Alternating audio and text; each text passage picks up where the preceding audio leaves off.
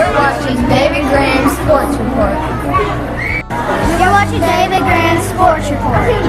You got it. Hello. You're watching David Graham's Sports Report. When every second counts, count on Vital Care MedTrans. You do have a choice when it comes to ambulance service in this area. So when you call 911, ask for the best. Wait a minute, are you Vital Care? Yes, we are. Good. State-of-the-art equipment and a well-trained staff who stand ready to respond to your call. That's Vital Care MedTrans, when nothing but the best will do. Although their season is over, it's not quite over yet. Talking about the Campbell County Youth Football Association and a lot of the players from those teams who will now play in the East Tennessee Championships. They have 5 and 6 and under, all the way up to 13 and 14 and under. The 7 and under team will play in the Wartburg, Oliver Springs area and will be up against the likes of Union County, the Bobcats, and Hawes. And the reason we mention these guys is that we have a Campbell County team in there as well. The Hoppers and Cutters will play at Lake City, and I do believe they play this Saturday. We also have an all-star team there, but we'll have more when they give us more, because all these all-star teams, they combine players from other area teams that make up their teams, and they go by different names. But we'll get with Keith Shanks and some of the other coaches, and we'll find out more for you. The Follett Middle School, talking about middle school basketball, they opened up this season, or their season, at home against the Indians of Oneida Monday. Now, we would like to tell you that first-year coach Megan Seals won her first game as head coach of the Lady Owls girls team.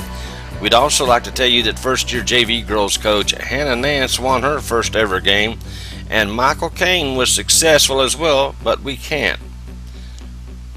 The game never happened because they didn't show up. They thought they were playing La Follette Middle School on the 12th and not the 9th. La Follette Middle School, though, they let them off the hook and rescheduled the game to November 24th. But you know what? I wouldn't have done that. I would have taken the forfeit, because now you have to pay referees again, just like you did Monday. You know, even though there wasn't any games, referees still got paid. The fans got their money back and hopefully will return on the next home game. They will play at Clinton this Thursday, and that one will start down there at 5 p.m. with the JV boys game, that is, if we show up.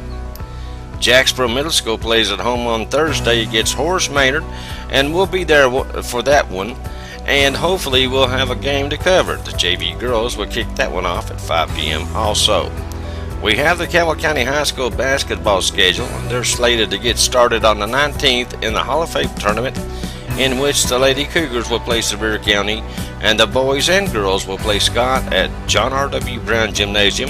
Also, the 3rd annual Cougar Craziness kicks off this Friday night at John R.W. Brown Gym, Friday, November the 13th from 6 to 8 p.m. The admission is only $3. They'll have an alumni game, boys and girls 3-point contest, boys and girls hot shot, girls and boys inter-squad games, and they'll introduce all the elementary school teams and cheer teams, and also the world-famous Campbell County High School cheer team will perform that night. Now, that's Friday, November the 13th, this Friday, starting at 6 p.m.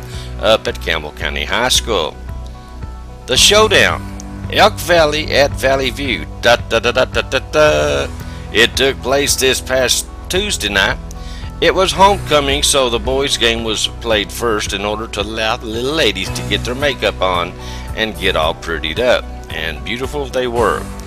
But the boys hit the floor first. You know, it was supposed to be the Hayden Llewellyn versus Devin Jones affair, but it got cut short as Llewellyn fouled out with 3:45 left in the third quarter, and that seemed to let the steam out of the Elks, and he left the game with 16 points, well below his average. But the Bobcats came after him and got him in early foul trouble in the first half and finished him off in the second half. Behind him in scoring was Barrett, though, with 10 points, but not much else, as the Bobcats, led by Devin Jones with 33 points, was up to the task. But the big surprise in this game was Will the Thrill Lester, who dominated down low with 13 big points and a bushel basket of rebounds to apply the pressure. Jason Dotson needed a game like that from not only Devin Jones, who's going to dominate, but someone else to step up, and Will Lester did just that, and the Bobcats went on to win big. When Llewellyn found out, it was 29-25 in favor of Elk Valley, and it seemed they had their way. That is, until he found out, and it seemed, as I said, to let all the steam out. And they took time out between games to crown a homecoming queen, and it was Miss Brianna McNay who was crowned the 2015 Valley View basketball homecoming queen, so congratulations to her. Now, in the girls' game, it was a low-scoring affair with the Lady Bobcats winning 20-19. With almost no time on the clock, and I want to remind you, Elk Valley had dominated the biggest part of this game.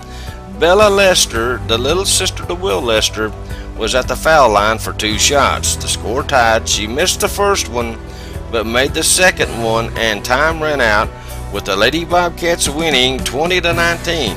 Abby had 13 for the Lady Bobcats. Lester and Elizabeth had 3 each, and they were huge for Brent Peel and Eddie Bruce en route to their win. Now, leading the way for the Lady Elks, who are coached by Nancy Douglas, was Spots with 5. Broyles and Owens chipped in 4 each, but that was it. Now, they will celebrate the homecoming this Thursday. I do believe it's either this Thursday or next Thursday. I don't know if they have their gym ready yet. Nancy told us they didn't have one of the backboards up or something. But anyway, we'll keep a check on that. But if it's this Thursday, we have about 3 obligations here closer to home, and we won't be able to make it. But if it's the next Thursday, I'm sure we can be up there to visit the good folks in Elk Valley.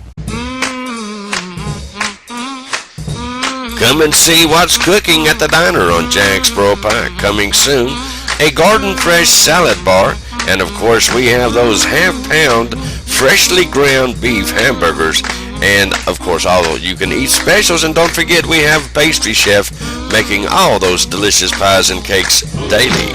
And that's what's cooking at the diner on Jacksboro Pike. Hope to see you soon. 423-566-4708. All right, now this Thursday I'm going to be at Jacksboro Middle School as they take on Horace Maynard down there, and that starts at 6 p.m. But I'm going to break away to go up to Bojangles and participate in a banquet for one of our local soccer teams, and I'm going to go up there and congratulate them on a successful season. All you wrestling fans out there, there will be wrestling going on at East La Follette Saturday, November the 21st. That's Saturday. Doors open at 6 p.m. Bell time is 7 p.m. Adults $10 and children 11 and under will pay $5. For more information, you can call 423-201-2171. Tennessee Elite and Tennessee Pyro are looking to put together a 4th and 5th grade girls fall league team that will play in local tournaments until February. And for more information, you can contact Kurt Sims at 865-227-4862. And again, we want to remind you the Ball Farm and Event Center is going to host the 5th annual Christmas gift show this year. It's going to be split up into 2 shows in order to accommodate more vendors. They have decided to offer 2 shows, twice the opportunity to shop and purchase items from local businesses, craftsmen, and artisans. The first show will be held on Thursday, December the 3rd, and Friday, December the 4th from 4 to 9 p.m. nightly. The second show will be held Monday, December the 7th, and Tuesday, December the 8th from 4 to 9 p.m. nightly. Now, vendors must set up both nights to participate. The vendors at show number 2 will be different from vendors at show number 1. Vendors can call Jamie Ball at 423-871-1900. That's 1900 for more information on signing up. And they want to remind you they're on a first come, first served basis, so you better hurry up and call Jamie and get your spot. Alrighty, that's a real quick look at today's sports. I thank you guys for being with us. You guys stay tuned. There's a whole lot more to come right here on WLAF.